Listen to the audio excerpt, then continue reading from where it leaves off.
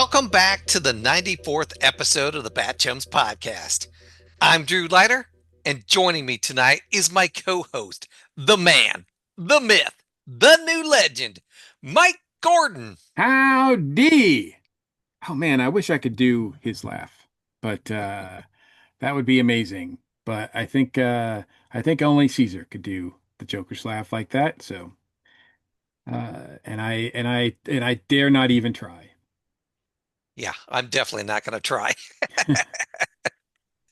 All right, so this is Batman Season 2, Episode 58. Flop Goes the Joker. Episode aired Thursday, March 23rd, 1967, directed by George Wagner and written by Stanford Sherman. Now, yeah, Stanford Sherman, of course, he's known to us. This is his second time writing a Joker story. He did the teleplay for the three-parter with the Joker and the Penguin earlier this season.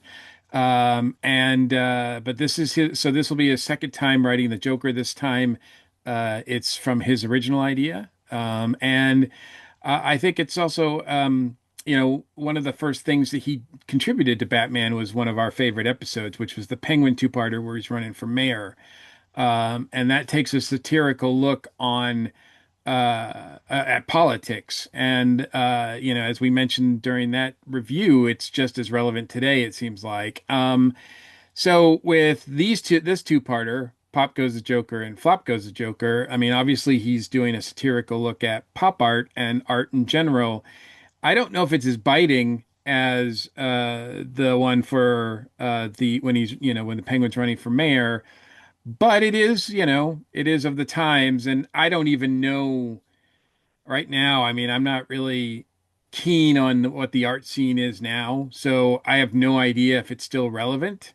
But yeah, so my guess is that, with the artistic community and everything, that some of these jokes that are in there are just probably dated because I don't think they're relevant, and I don't think people would understand them even if they were relevant because I don't know how big the art community is now these days. But I mean, certainly you could have, if you were doing it now, you would, you know, do something with AI, I'm sure. But this is not. There's nothing artificial about this story.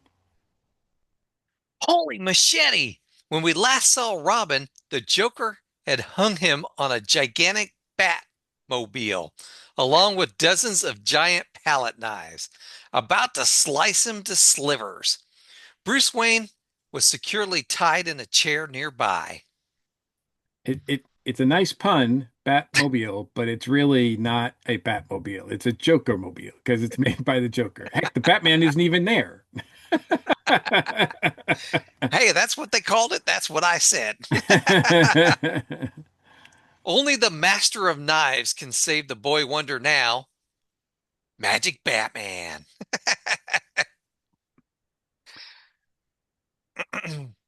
Magic Batman. Will Robin be saved or shaved? See what he says. Will he be turned into hamburger? Outlook grim. Oh boy. Well, again, if you're not a Robin fan, the outlook could be grim if he survives.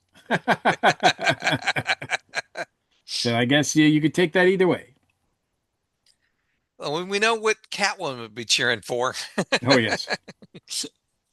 Robin calls to Bruce asking him to do something.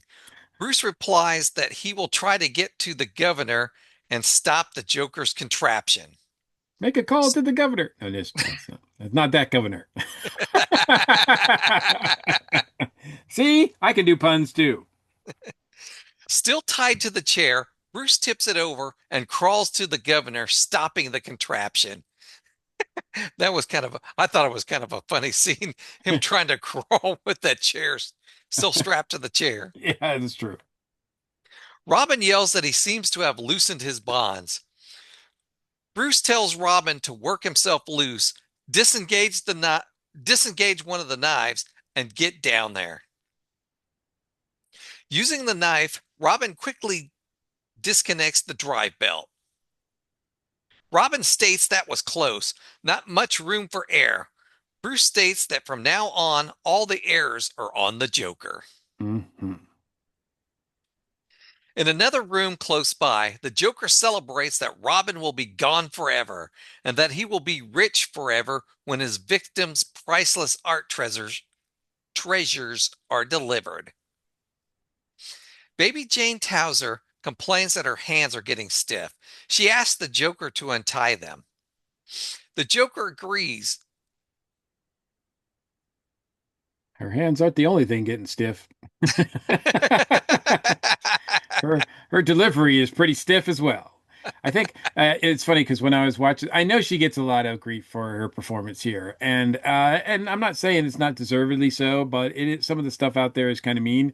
But even when my partner Michelle was watching this episode with me, these two episodes actually, I was saying that there's not a lot of information out there on the actress Diana Iverson, and it's like she just stopped acting, and Michelle was kind of like, I don't know if she ever started.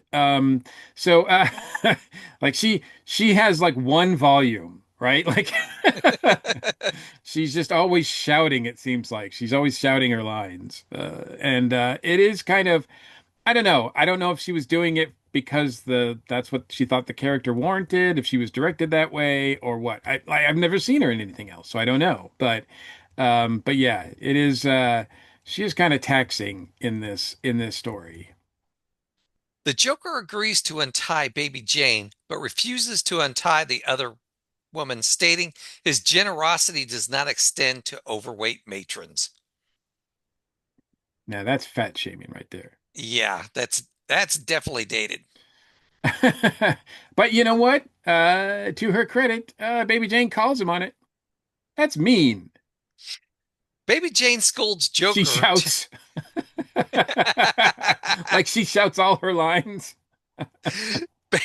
Baby Jane scolds Joker, telling him that is not very nice. Joker replies that artists are not required to be nice, only talented. Hmm, I guess that's unfortunately true. The Joker decides to check on Robin because his greatest creation should be completed by now. When the Joker walks into the room, he praises the boy wonder's magnificent, beautiful blood. Robin appears holding two palette knives. Bruce Wayne then appears beside him with another two palette knives. So Robin, hang on just a second because you passed over that, but I mean it is pretty grim looking when they come in. I mean, there's blood everywhere. And it's striking, especially for this show. You're like, what is happening? but we know it's just paint.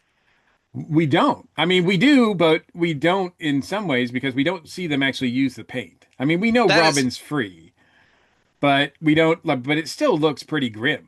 Like, it still yeah, looks like there's, I mean, red splat. I mean, it looks like there's blood everywhere.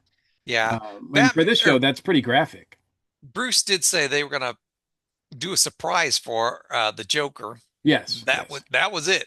Yeah, yeah. And it is nice to see that, Bruce is trying to outwit the Joker, and he does that throughout this episode. He's thinking steps ahead, and he's cluing Robin in on the plan when he's doing it. It's not just a surprise to Robin. At the times that he's doing this, he's actually letting Robin know what's going on too, which is kind of cool.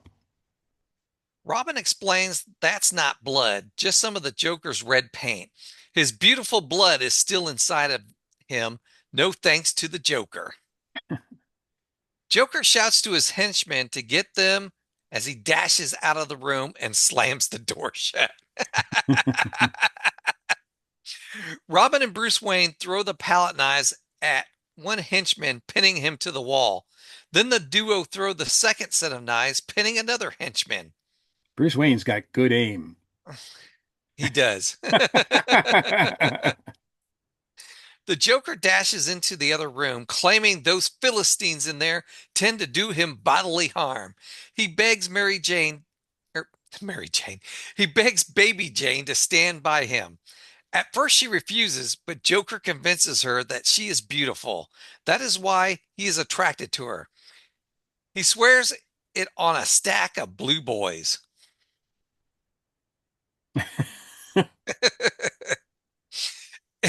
In the other room, Robin punches out the last of the henchmen. Bruce explains that he had to let the henchmen knock him around a bit. He doesn't want these crooks to make any connections between Bruce Wayne and Batman. Yeah, like his excellent aim with a huge carving knife or machete, whatever those things were. Minutes later, Robin finds the Joker who is hiding behind Baby Jane. The Joker states juvenile de- that juvenile delinquent has no appreciation for fine art. Robin asks Baby Jane if she is going to protect the Joker. Baby Jane responds that the Joker is just a misguided artist. She is going to refuse to press charges. Baby Jane points at the other women, stating they are all worn out from trying to climb the social ladder. She is in a position to keep them from reaching the top. Suddenly, the other women decide they are not going to press charges either. Bruce Wayne adds if Baby Jane thinks the Joker is simply misguided, then he must defer to her judgment. But first he says he tells us he lets us know exactly how well off he is. It's true. I am pretty well off, and I'm at the upper echelon of the social circle here in Gotham, and yeah, I'm good. Yeah, thanks, Bruce. Baby Jane claps excitedly, calling Brucey a sweetie. Baby Jane now has her own artist to play with. The Joker states that he is hers to command. Baby Jane tells Joker to come on, you big hunk of genius. Robin, the look on Robin's face when Bruce decides not to press charges is pretty priceless. He's like, "What?"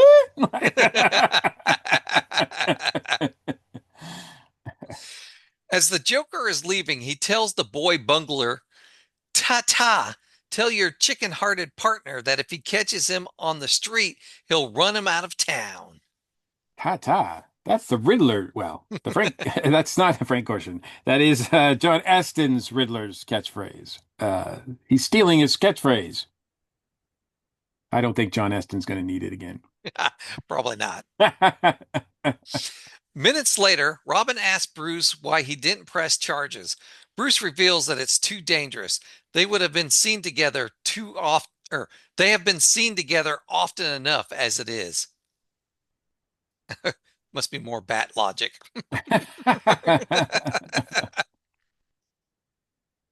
Robin is worried that the Joker thinks Batman is afraid of him. Bruce assures Robin that the Joker won't be under that delusion for much longer.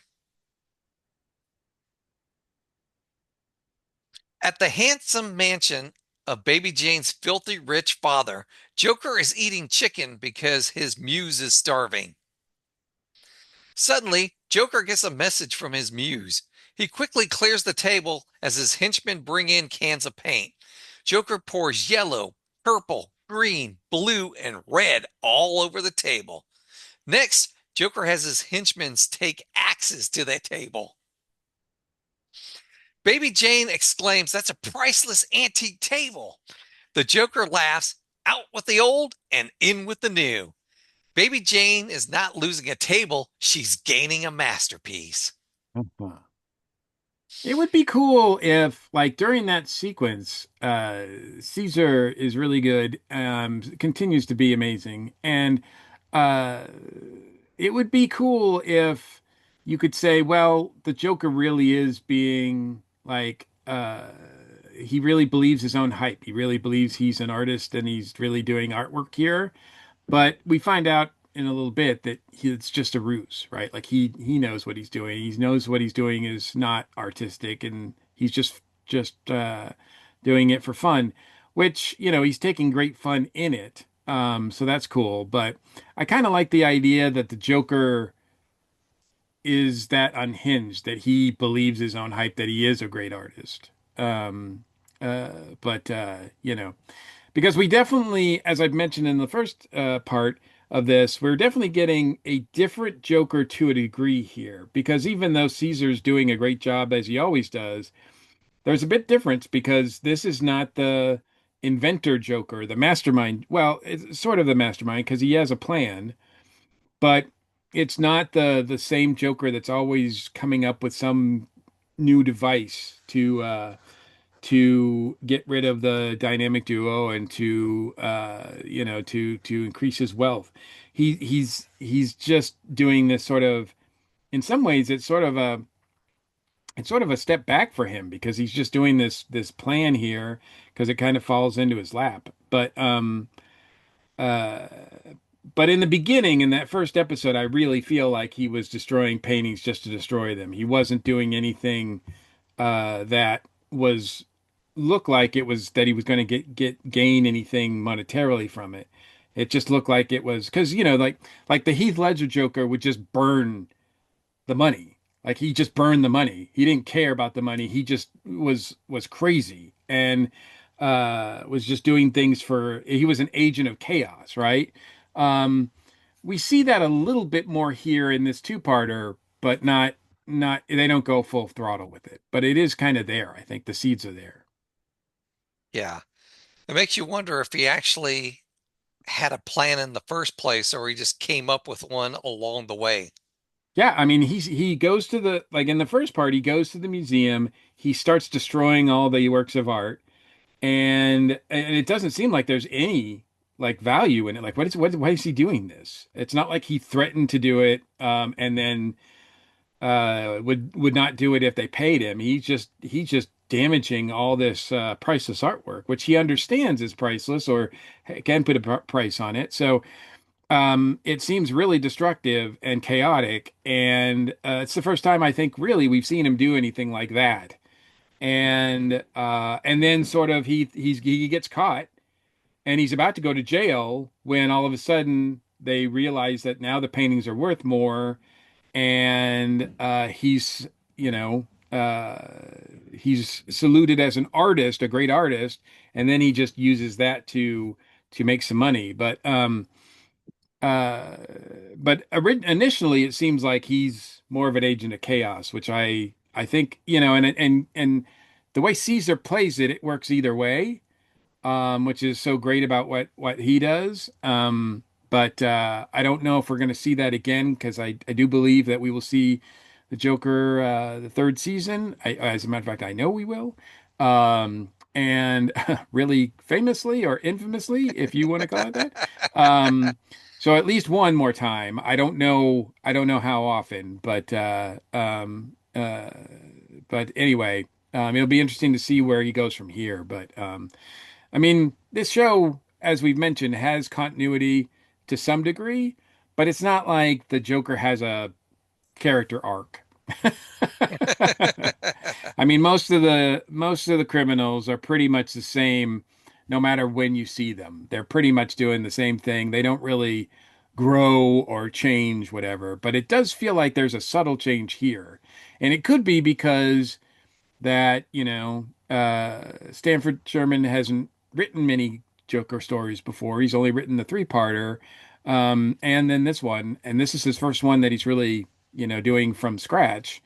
And it could be because, yeah, so it could be because that it's a different writer here for this Joker one, or it just could be, happenstance. I don't know. But in any case, uh, yeah, it's kind of I like seeing him go to town on the table, but I like, especially when I watched it the second time, I was kind of like, yeah, but he's not really thinking that this is a masterpiece. Like when he's going, "Oh, it's beautiful," he's not really, he's just playing that, and I felt kind of cheated by that, if that makes sense. I have to argue that we still had Inventor Joker in this because he came up with that contraption to kill Robin. Well, yes. I mean, that's a good point because he's making his sort of artistic and he's mixing his art side with his intellectual or genius side of invention, right? So that's a good point. That's a fair point. Back at the Batcave, Batman comes down his pole. He's glad that Alfred was able to remove the stain from his costume. Alfred comments that the bat naphtha, I don't even know what this thing is. Bat naphtha? Naphtha finally did the trick. Alfred adds that he can now start returning the signs he removed from the bat poles. So interesting thing, and I think, we find out much later in this episode why the signage is removed, story-wise,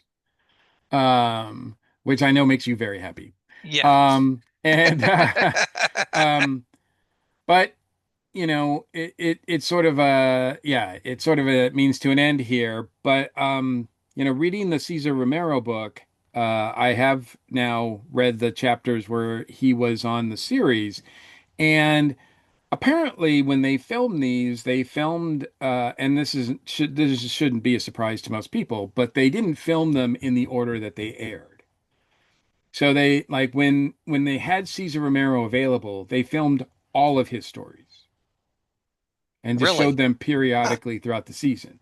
Same thing with Burgess Meredith. Same thing with Julie Newmar. Like then when they were available, so those actors would spend 4 or 5 weeks working on Batman on a different story every week or so. So that's why. So I'd have to go back and look, but that could be why in some of the other stories, there aren't signs on the bat poles. If those are Joker stories, it could be because they were filming this two-parter around the same time as they filmed those other ones. I don't know. I'd have to, because I know we have mentioned before how sometimes the signs are missing from the pole. And I'd have to go back and, look and see if those were Joker episodes, but that might explain why. That is interesting. Yeah, but yeah, that I found that interesting as well. I mean, I knew that I knew they didn't film in order, but I didn't know that they filmed like all of their stuff like at once. So yeah, I think in most cases there might have been some differences there, but yeah, they talked about how Caesar would in the second season or whatever filmed all his stuff like in a 5 week period for that whole season. Robin wonders about removing the Joker. Batman states they must predict the Joker's next move and be there waiting for him. The Joker has completely bamboozled baby Jane Towser. Batman is sure he'll try and use her. Back at the Towser mansion, Joker convinces baby Jane Towser to get her father's special founder's key to the Towser wing of the Gotham City Museum, so Joker can replace the old relic paintings with Joker's brand new paintings. The Towser wing of the museum is being renovated this week, which will make it all the easier for them to make their little exchange. Yeah, I think this is what I was referring to because Batman says he can predict what the Joker's going to be doing because the Joker's using art as a theme to do his crimes now. And so he can predict what he's doing. Now, that allows Batman to get 10 steps ahead, as we'll see, and make a plan. But it also like it's the difference between the Joker in these stories and the Joker like in the on this series and the Joker in the comics because in the Joker in the comics you cannot predict what he's going to do next. Like it doesn't make any sense. He is and in some of the movies too, he's an agent of chaos. You don't what he does doesn't make sense. You can't plan on it. And in this one we see time and time again where Bruce and Batman, aka Batman, is like just knowing exactly what the Joker is going to do. Like from almost the get-go in this story. And it's kind of it's to me it's the only uh downside of this story because it's otherwise it's so enjoyable. Well, that and the fact that, Baby Jane is kind of a much. But but otherwise, I mean, it really is great. It's good stuff. But I do find the Joker's a little too predictable in this second half. Back at the Batcave, Batman receives a call from Commissioner Gordon, who is worried that the Joker has been too quiet. A whole day has gone by and nothing's happened. Chief O'Hara chimes in that Larcenius Phony has something under his hat besides his head. Batman agrees with the chief, but he and Robin would like to handle this themselves since the Joker has been spreading ugly rumors about Batman.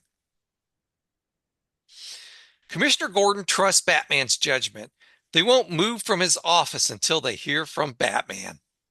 And they take that to heart. They do, man. It's kind of ridiculous. Meanwhile, crime goes rampant in Gotham. Before he hangs up, Batman has a message for Chief O'Hara. Robin and he have something in their pockets beside their hands. I Yeah, was like, I was like, what? yeah, that yeah, we'll just move on from there. That's just one of those things that he says. You're like, why? What?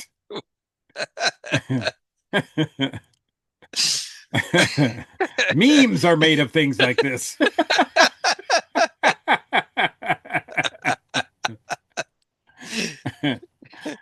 After Batman hangs up the phone, he checks out the painting that Alfred has just finished. Alfred states he has done his best. The audience does not the audience does not get to see the painting. I don't know. Were you disappointed you didn't get to see Alfred's painting? We do later. We don't get to see it right away, but Yeah, I know later, but I meant at that point right there. yeah, well, kind of. But then that just, that gets you hungry to see them, and you see them eventually. So, Later that night, in the Towser wing of the Gotham City Museum, Joker has switched the dusty old relics with his new paintings. Now all the world can see his genius. Baby Jane asks what Joker is going to do with all.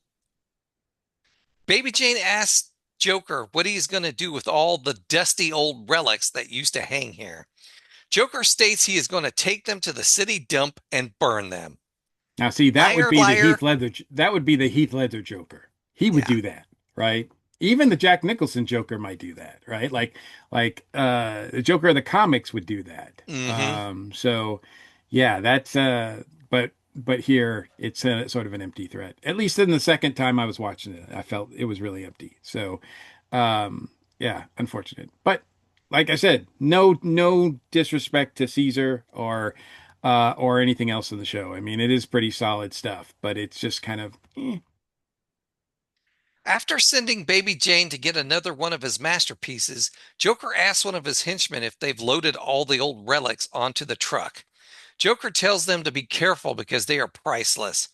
Jo- Joker orders them to take the paintings to the last place where the Gotham City police expect him to go, their old studio. so. I mean, you can see that he's being, he's using his criminal mastermind here. But yeah, this is when it's revealed that the Joker is just playing everybody, which is cool. But yeah, just not as cool as him being really an agent of chaos. For me personally. At the Joker's Art Institute and layer of artistic instruction, Joker tells his henchmen to handle the paintings carefully. There's $10 million under those blankets. Baby Jane mumbles under her gag. Joker tells Baby Jane that she's as bad as his muse. He could never understand her either. Art styles change, but crime goes on forever. Joker calls Commissioner Gordon and Chief O'Hara, who've fallen asleep in his office, and asks him if he is working nights. Because they haven't moved. They haven't moved. The Joker has decided to give Commissioner Gordon a present for being so nice to him all these years. The entire Renaissance art collection of the Gotham City Museum. There, of course, is a slight delivery charge, about $10 million, payable within the hour, or he'll burn the entire collection. Jim Gordon threatens Joker that when Batman gets his hands on him, but he doesn't finish the sentence because the Joker interrupts, stating, "That cowardly creep! Batman is so scared of him, he doesn't dare come out of his Batcave." Batman chimes in on the phone line. "Good evening, Joker." The Joker laughs because he believes Batman is hiding out in Commissioner Gordon's office. Joker threatens the Bat Boob, stating if he catches him outside, he's going to pin his pointed ears back. So I think this scene is really directed well. They really do a really good job with doing different fun things with the phones. And so we see it here where Batman is sneaking up on the Joker at his lair. And we see the Batman in the background, and he picks up I guess, the other phone line, right? The other phone, and he's talking into it. And of course, the Joker doesn't realize it, but it's shot really well because you have the Joker in the forefront and you have Batman in the background, and it looks pretty cool. There's also, I don't know if you noticed, but the Joker bust from the Joke Mobile is on display on the like against the wall that Batman's at. And at one point, he kind of turns it to face the wall, which is really funny because it's almost like you don't want to see what I'm going to do to this guy. So I really like that moment too. I love the scene as a whole, and but it's weird. I don't think you could really see this before, but with the the Blu-rays and the high res the TV that I have and everything, I could tell like on the close-ups that Batman when he's on the phone, he's wearing gloves on top of gloves. Did you notice that too? I didn't notice that. He's wearing like these dark blue, navy blue gloves over his sort of spandexy gloves. Um, I guess it was so he could get a better grip. And I don't know if he's been doing that since day one because I haven't really noticed a close up of his hands before. But yeah, it did see it. It really struck me as weird because his gloves look like the same material as the Joker's gloves, only the Joker has, purple gloves and Batman's wearing these dark blue ones that are kind of matching his outfit, but not. They're a little deeper in color.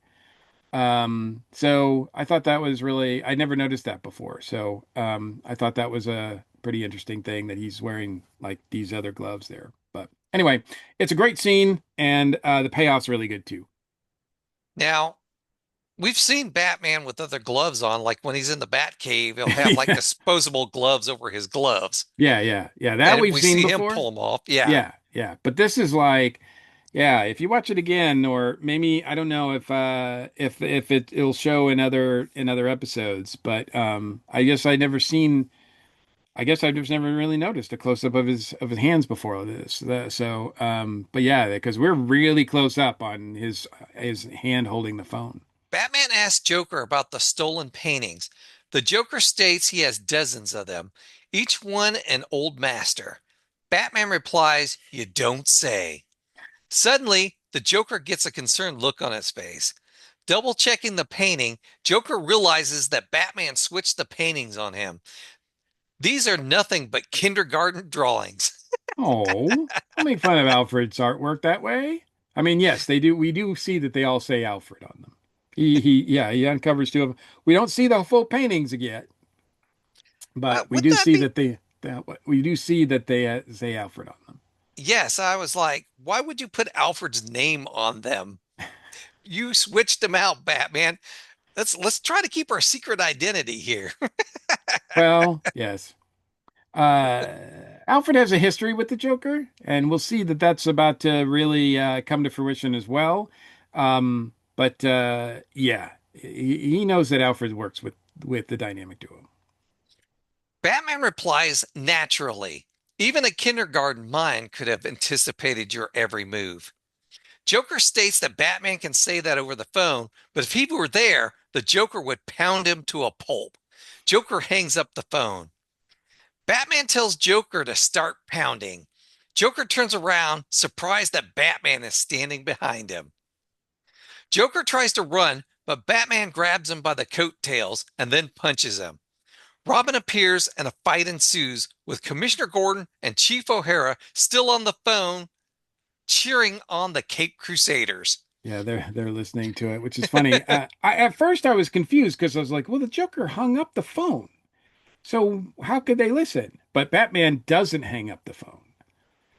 And since it's a connection, since it's a dual line or whatever, because Batman didn't hang up, then that allows the commissioner and the chief to listen in. So, but yeah, the first time I watched it, I'm like, wait, didn't he hang up the phone? How can they listen? But yeah, it was just me. I forgot how phones work because it's been a while since we've had to use phones like that. Yes, I remember when I was growing up, I think we had several phone lines. We had one in the kitchen, one in my parents' room, and we had one down in the basement in my dad's office. And you could, if somebody was on the phone, you could pick up any of them and Yep. hear the conversation. So Yeah. it was just like the phone they were using. Exactly. Yeah. Yeah. You see that used in movies and old movies and stuff like that. Old. Yeah.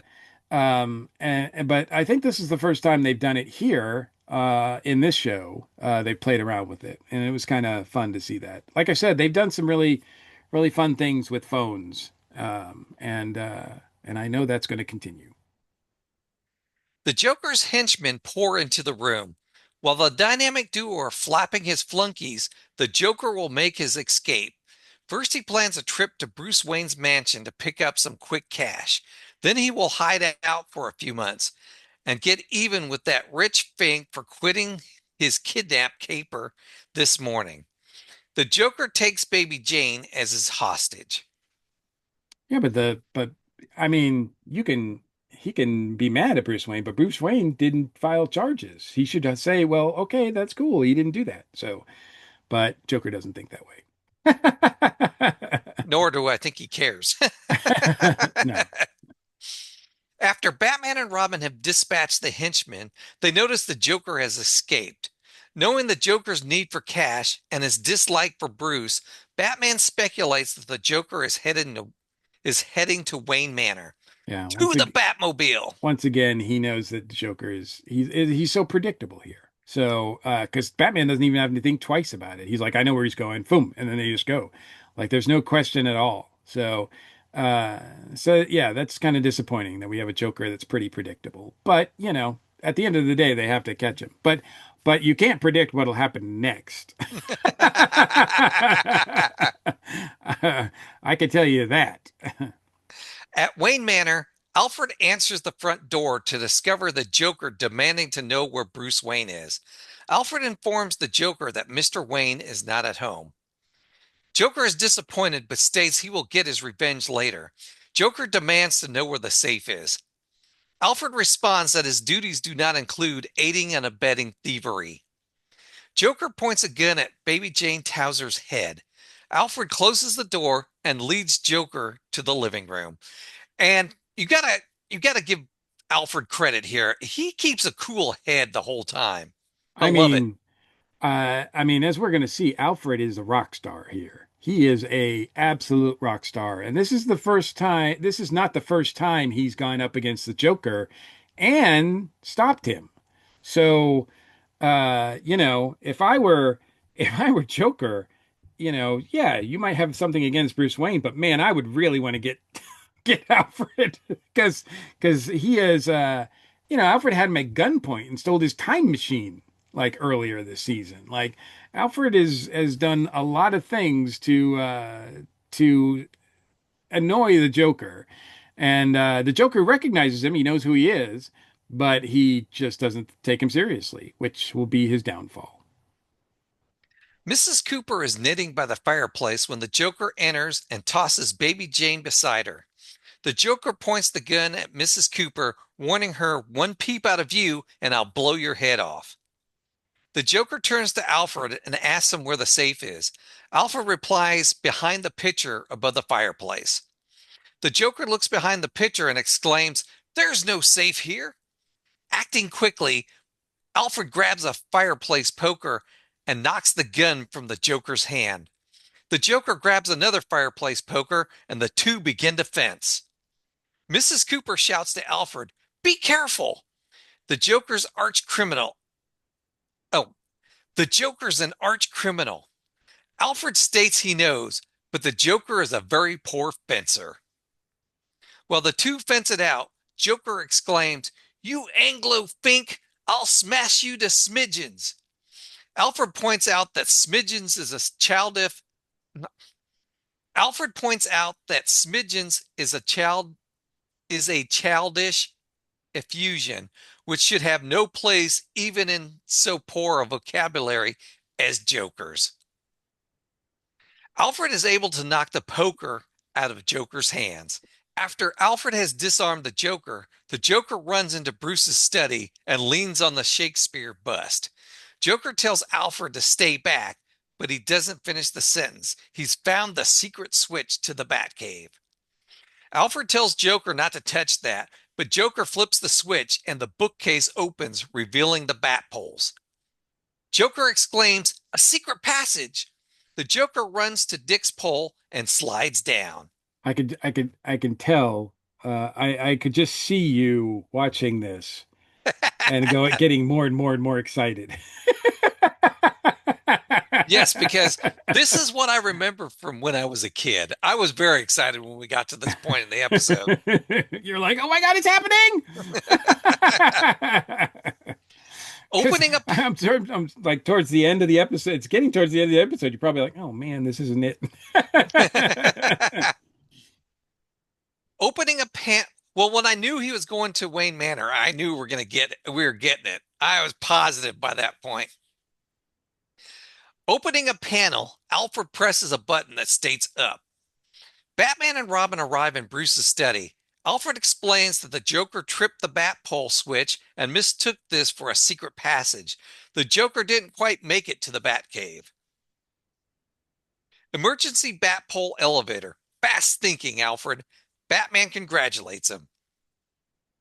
The Joker returns to the study, hugging the pole for dear life, begging for someone to get him off that crazy dumbwaiter. He can't breathe. Since the Joker can't breathe, Batman tells Alfred to give him some space. Alfred pushes the down button and the Joker descends the bat pole once again. Robin states that it is lucky that Alfred didn't get around to washing their other costumes, or the Joker might have found himself wearing a bat costume.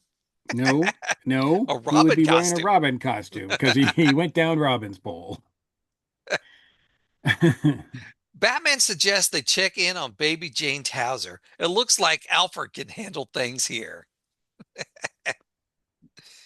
In the living room, Mrs. Cooper tells baby Jane that anyone could be misled by the Joker's slick talk. It wasn't her fault. When Batman and Robin arrive in the living room, Mrs. Cooper asks about Alfred. Batman assures her that Alfred is fine. Baby Jane apologizes for all the trouble she has caused. Batman states it was an honest mistake. No one blames her for it.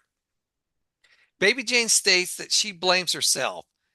It'll be a long time before anyone catches her in another art gallery. Robin chimes in that it'll even it'll even be longer time for the Joker. Mrs. Cooper asks where is the Joker? Robin replies the Joker's having his ups and downs. In the study, still holding on to a bat in the study, still holding on to a bat pole for dear life, the Joker asks his old pal Alfred to have pity on him. Alfred replies that we Anglo Finks have a long memory and pushes the down button once again on the bat poles. Speaking to himself, Alfred comments that he really shouldn't take pleasure in another creature's misfortunes, but, but occasionally one may be forgiven for a slight twinge of satisfaction. Alfred is a rock star here. I mean, first of all, he paints all those paintings, and then he tricks the Joker into thinking that the safe is behind the painting, in front of the like fireplace. Then he beats him at poker fencing.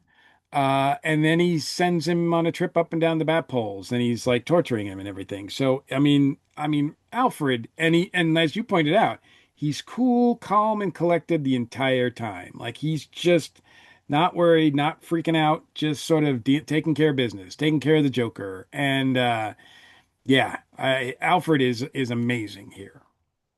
Yeah, see, I remember the bat pole thing with the Joker going up and down, but I didn't remember the fencing with Alfred and stuff like that. That was pretty cool.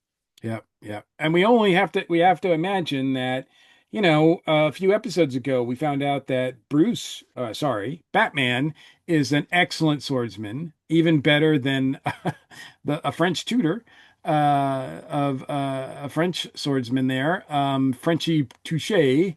Um, and so he has to practice with somebody, right? So he must be practicing with Alfred. I mean, he could have growing up with Alfred, he could have learned fencing over years, and that's why he's so good at it. Could So, be. Yeah. you mean Alfred could have taught him.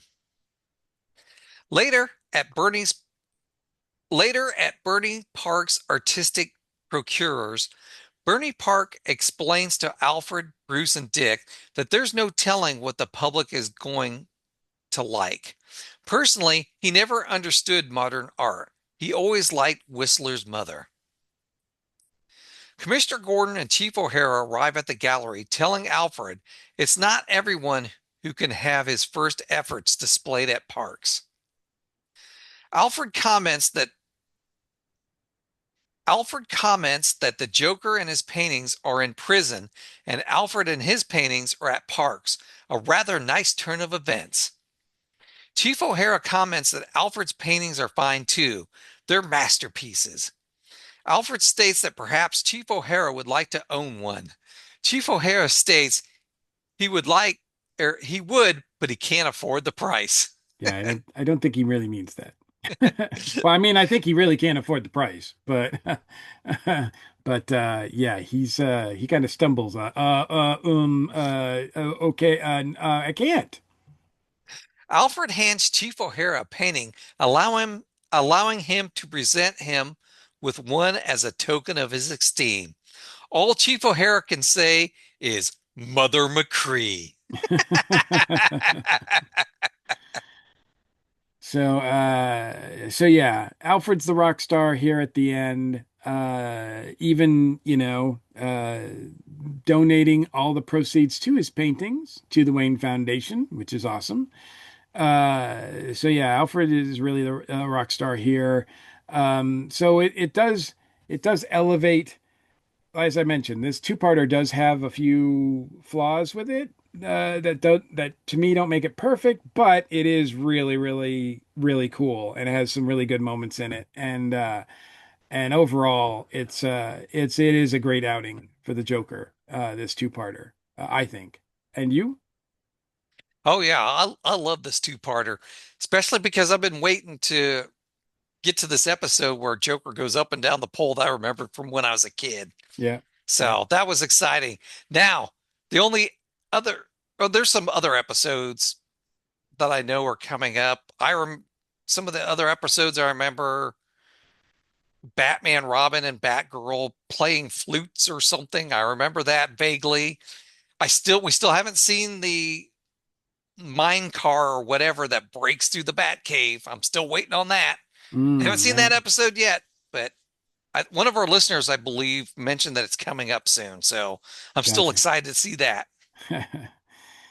Yeah. And there's a few So, things too that I remember as well from the third season. So, but we're almost there. We're not quite there yet, but we're almost there. But yeah. And to your point, yeah, he might have been trained Batman might have been trained by Alfred in terms of fencing, but I like to think that it's something that Alfred has only recently acquired because he was tired of getting gassed every other episode.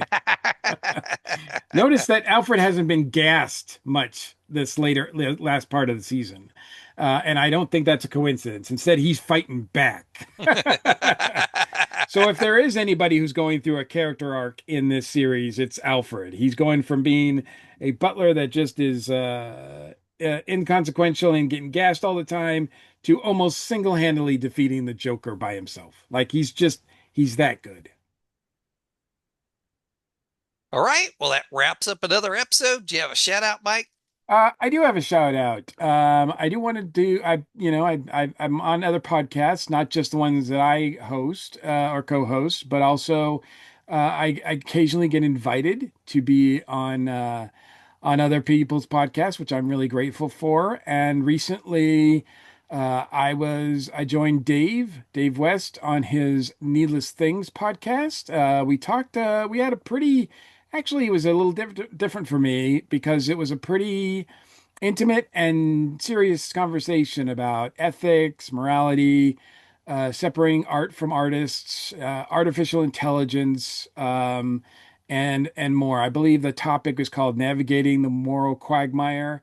It was a really interesting discussion that we had. I might say some things on it that people might be surprised by, because I don't usually get that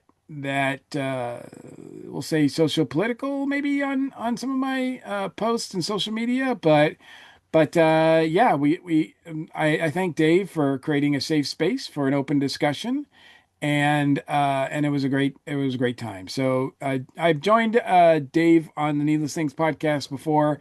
This is one that I really think that people should check out because it was a really interesting discussion in particular. But of course, you should all check out all of his shows because they're all amazing, and Dave's a great host. Awesome. I did see you posted it on social media, and I was gonna check it out, but I haven't had a chance yet. So, I all right, appreciate it. all right. And for my shout out, I think I've shouted out about this before, but I'm gonna shout out about it again if I have. It's uh called Stack Deck: The Greatest Joker Stories Ever Told, and it's got some really good stories in here. I saw the Laughing Fish in here. I Hmm. saw another one with the Joker mobile, and um, yeah, there's quite a few stories in here. I don't know. I'm sure it's probably still available somewhere, but the one I have is got a purple cover with uh gold on the pages. Nice. So which is kind of old school, but I've had this I've had this for quite a while, so I've read through it before. It's been a while since I've read through it, but after talking Joker tonight, I'm kind of interested in reading through it again. Oh, it also has the story where the with the birthday cake. There's a there's a scene right there if you can see it where they're all tied up. Yep, yep. So uh so it has that story in it too. So it has a lot of good Joker stories in it. So It's a great collection. yeah. So that's my shout out for tonight. All right. If you'd like to comment on anything we've talked about tonight, you can reach us at our feedback line 317-455-8411. Text us, leave us a message, or you can email us at batchumspodcast@gmail.com. Let us know what your favorite Joker story is. All right. Are you ready to get out of here, Bat Chum? Bat chums are ready to move out. Atomic batteries to power, turbines to speed. Thanks for joining us, and we'll see you next week. Same bat time, same bat channel. Don't worry. Ooh, I feel the temperature dropping, Drew. The ice is Yes. yet to come. And that not only is that for next week's show, that's literally going to be this weekend. That's what I hear too. So as we're recording this, ooh, stay warm, folks. Yes, Mr. Freeze is coming because a cold front's moving in.